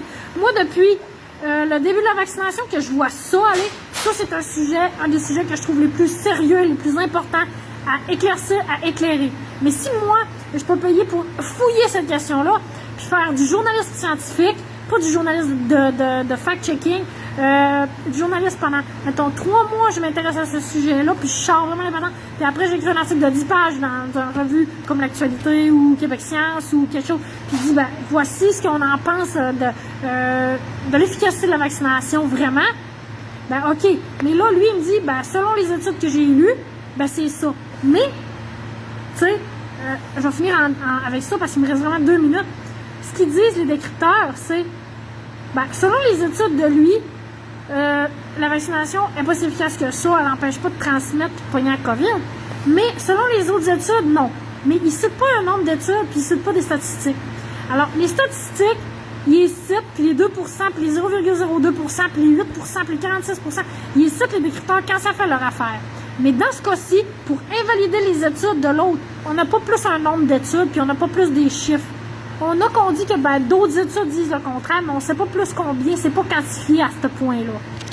Alors, j'ai pas terminé. On va dire que c'est la partie 1 sur 2 de ce méta-journal, et je reviendrai là-dessus. Je reviendrai là-dessus très bientôt. Alors, je vous souhaite une bonne fin de soirée, puis on se reparle bientôt.